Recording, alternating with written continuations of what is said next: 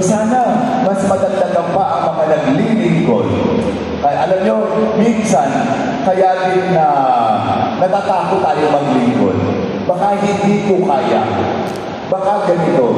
Alam nyo ho, sabi nga natin, God doesn't call the qualified. He qualifies the call. Huh? Ako nung naging pare, sabi ko, Lord, paano yan? Mag-sermon ako, napakamahiyain ko. Sabi ng Panginoon, just be available. No? Availability is the key, and I will supply the ability. No? Availability more than the ability. May abilidad ka nga, ayaw mo naman tumugon, hindi ka magagamit ng Panginoon. Amen? Kahit anong abilidad mo, pero ayaw mo tumugon sa Kanya, hindi ka niya magagamit. So, importante, mga kapatid, to be available in serving the Lord. Alam ko, as I speak now, habang nagsasalita ako, meron sa inyong napupukaw ang puso niyo. Parang ako yata yung sinasabi ni Father. Parang gusto ko mag-serve. Ikaw na ngayon. Pumili ka na kung ano ang gusto mo na ministeryo para maglingkod. Pero kasama noon, sabi dito, may mga pagsubok na wala namang lugar, wala namang buhay na walang pagsubok. Pag naglingkod ka, may mga pagsubok ang susuungin. Kung ang pari ka may pagsubok na sinusuong, kayo din, no? Na mga naglilingkod, may mga susuungin din kayo na mga pagsubok sa buhay ninyo. No? Halimbawa, ngayon, no, ang isang pagsubok na dinadaanan ng mga iba ay kung papaano matitisig. At tulog na sila dito. Oh, di ba? Kaya sana, no, sa pagpapatuloy ng ating pagdiriwang, yun muna, no, meron pa dalawa dapat kaya lang, ahaba. Tinatawagan ka din ni Lord. Kailan ka tutukod?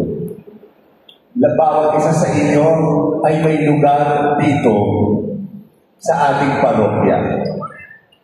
Inaantay na lang ni Lord na tumugon ka. Kailan kaya yun?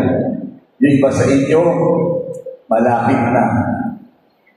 Konti na lang ang panahon nyo para tumugon. No? Sana, bago mangyari yun, nakilala na kayo ni Father. Para pag kinuha na kayo, hindi kayo mga problema. Kayo'y mamisahan. No? Dahil kilala kayo ni Father. Pero kung hanggang sa huling yugto ng buhay mo, kayo nandiyan lang, Allah. No? Mag-pray ka, na pag ikay namatay, maraming pari ang bakante. Na ikaw ay mamisahan.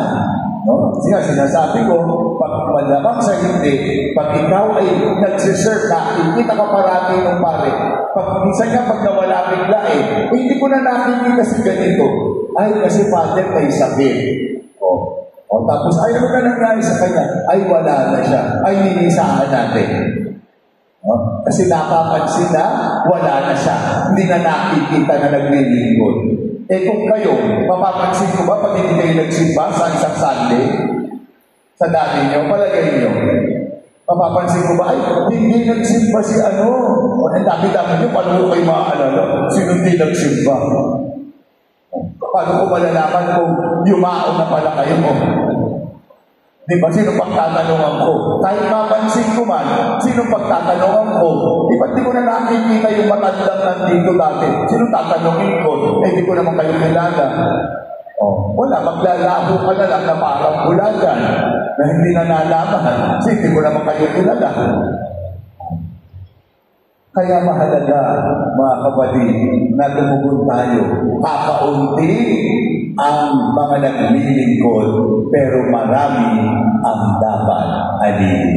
Magdasal tayo na dumami pa ang maglilingkod, pero sana hindi lang magdasal, yung nagdadasal, sana siya rin ay tumugon upang maglingkod. Amen? Tumayo tayo lahat.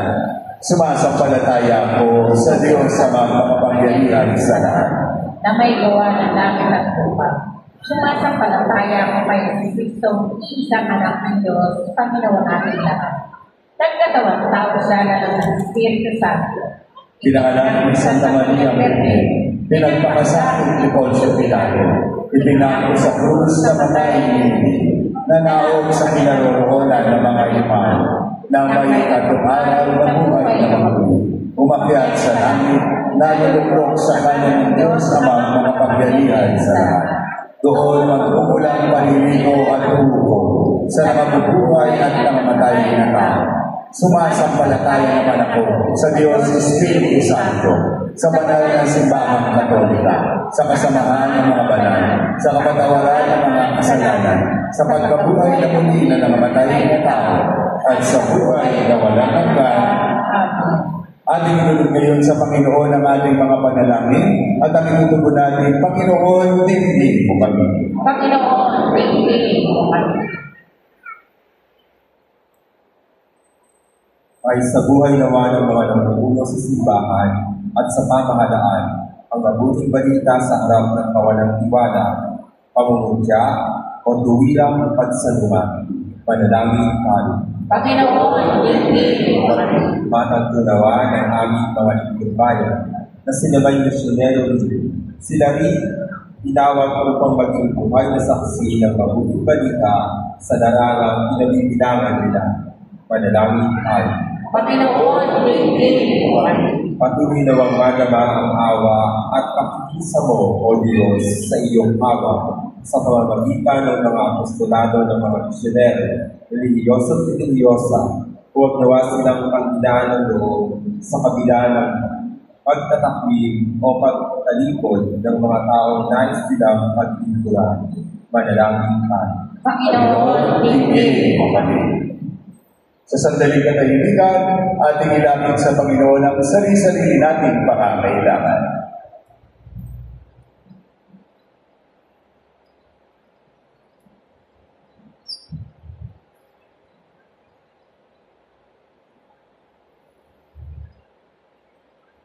At ang lahat ng ito'y hinihiling namin sa ngalan ni Kristo, ang aming Panginoon. Amen. Paalala na po, sa lahat po ng may hawak na love offering kayo, pwede na po kayo pumila sa gitna at ito po yung over.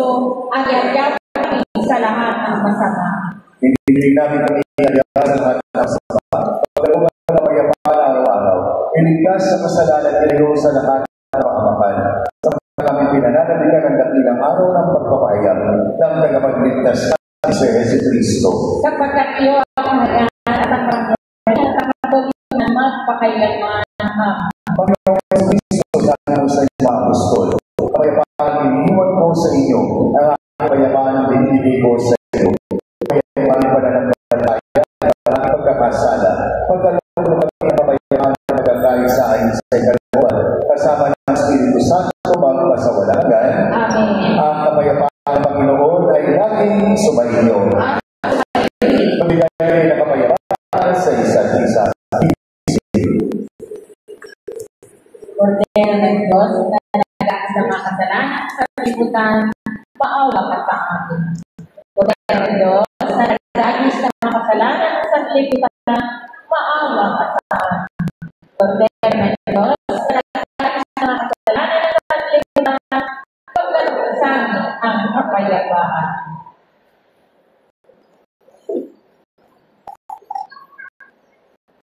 Mga kapatid, yung Kordero ng Diyos, ang ating Panginoong Jesus, na pinahawak tayo lahat ng paglingkod sa Kanya. Dahil siya narani sa mga kasalanan na sa libutan, pangalan ng mga inaanyayahan sa Kanya. Panginoon, para magpatuloy sa iyo.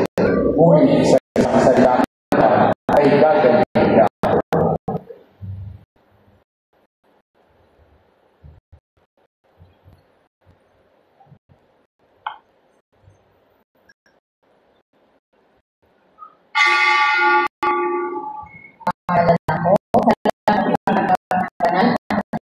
Manatili po muna tayo sa ating kabuuan. At ang kami po ay gagawin pero hindi na maaari po ang gagabay.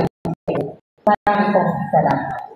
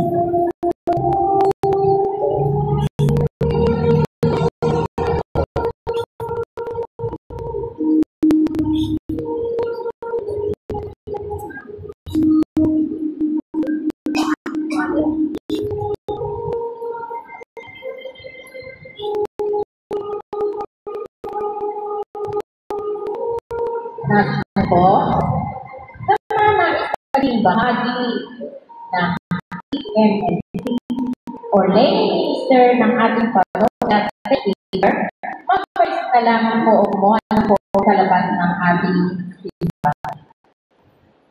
At ngayon po ay magkakaroon po tayo ng second collection para pagtulong ng sa ating simbahan. Maraming salamat po sa inyong generosity. Ang ating ay July 19 at ang bilang July 26, magpalisala lang po tayo sa July 16 ay Peace of Mount Carmel. Lahat po sa simbahan ng misa natin na alas 6 ng umaga, alas 7 ng umaga, alas 12 ng umaga, alas 5 ay pagkapalooban ng Bronze Capital. So dahil na sila tayo po ay magkakaroon pilgrimage to the north. Kasama po si Father Alan at ang pari ng St. Peter's Shrine. Ang simbahan na dito sa amin ay ang National Shrine of the Divine Mercy, San Ilero Paris, Monasterio Caracters, Our Lady of Manaoag. Maaaring mag-visit o tayo sa labas ng simbahan sa tabi ng bar. At available pa po ang pilgrim's passport sa may malapit sa guard sa labas ng simbahan. Dapat bawat isa ay may sundin ng passport na ito. At magpuntahan natin ang mga simbahan na nakalagay sa passport upang matanggap ang plenary indulgence. Ang susunod na Jubilee ay yung 2015 na. Kaya dapat may reference kayo ng passport at kayo ng Jubilee 2025. At kung tayo magsilbi ng kanila sa labas ng ating simbahan para sa inyong mga kaibigan. At listahin ng ating passport para sa inyong mga kaibigan at nakapag-experiencing mas kanara para sa mga blessings na inyong natatanggap. Maraming salamat po. Po, maraming salamat sa mga nagkali kanina sa alin ng mga nagbigay sa akin. Thank you. Maraming salamat sa inyo. Patuloy po yung mga natin na sumali doon sa ating pilgrimage. No? Ito po ay fundraising para few weeks simulan ng gawin yung ating opisina. No? Actually, ito rin naman na di ba, okay, sasama, tapos gusto ninyo na tumulong sa pagpagawa. Sabihin ninyo, no, magdodonate po ako para sa paayos ng ating office. Para din po ito sa inyo, extend na natin yung sa Canada part, tatanggalin yung sa natin, para yung mga hindi pa na-accommodate, doon muna mauupo. Tapos lalagyan natin doon ng coffee, lalagyan natin doon ng pwede mo nang inumin habang nagdaan kayo, lalagyan natin ng lechon manok, joke. So, baka gusto rin yung donate, no? Why not, di ba? Na ito, pag-iran yung resibo, para kung ito po sa pinapakawatin na opisina. And then, of course, yung ating pilgrim's passport na din pa rin sa labas, sana within the year ay makapapunta ngayon. Yung simbahan ngayon, wala naman yung simbahan ngayon, dito sa diocese natin. Hindi na kailangan punta ng Roma para matanggap ninyo yung plenary indulgence. Ano ba yung plenary indulgence? Kung saan bihasa, pero pagkaalam ko, hindi na kasimpleng paliwanag, ito ay may masusundin tayo, nasa intention ako, isa yung simbahan, kapag-kumpisan, at ito ay makabawas na panahon natin sa mundo. No, kung palagay ninyo sa mga nagawa ninyo, naging magkakal kayo doon, baka gusto nyo mabawasan. Okay? So, no, mga kanya. And of course, yung malagay natin sa sermon kanina, lahat po kayo i-invite namin na mag-serve sa ating simbahan. Okay? Sorry. Ano na ba kayo? Yung mga ladies na hawak na kayo, yung mga may birthday ng July, tayo na kayo. Ayan. Yung mga may birthday ng July, bless kayo ng ating mga lay minister. Sa ating brother. So, pag-pray natin sa malalaki kayo. Tinataas ko sa inyo ang aking mga kapatid na nagdidiwang ng kanilang kaarawan ngayong buwan ng Hulyo. Pagkaloob po sa kanilang mga natatanging babae, ilayo sila sa paggaling ng buhay at patuloy na maggabay-gawan nawa ang gawin pag sila'y makapagpapagod sa iyo. Lahat ng kaibigin namin sa kanan ng Kristo ang aking Panginoon. Amen. Yan. Sa kabilang